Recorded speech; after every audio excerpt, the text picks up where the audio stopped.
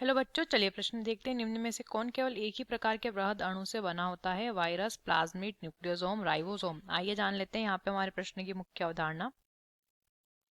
यहाँ पे लिखेंगे हम मुख्य मुख्य अवधारणा। हमारे प्रश्न की मुख्य अवधारणा यहाँ पर संबंधित है। हमें बताना है कि इनमें से ऐसा कौन सा जीव होता है जो कि वृहद वृहद अणु से बना होता है, लेकिन उसमें एक स्थिति दी हुई है कि एक ही प्रकार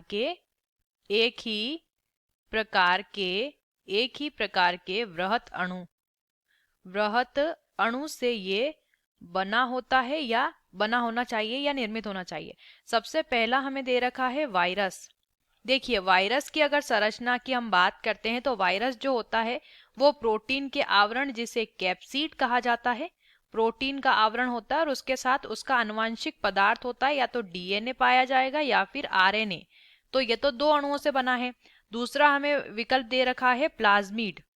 प्लाज्मिड प्लाज्मिड की अगर बात करते हैं तो प्लाज्मिड जो होता है ये जीवाणु कोशिका के अंदर पाया जाने वाला अतिरिक्त गुणसूत्रीय पदार्थ होता है। अतिरिक्त गुणसूत्रीय पदार्थ होता है जो कि गोलाकार होता है। जिसकी आकृति कैसी होती है? गोल होती है। तो गोलाकार आकृति इसकी होती है, जिसमें केवल और केवल डीएनए, ये किसका निर्मित होता है? डीएनए से ये बना होता है। तीसरा विकल्प दिया है न्यूक्लियोसोम। तीसरा विकल्प क्या दिया है?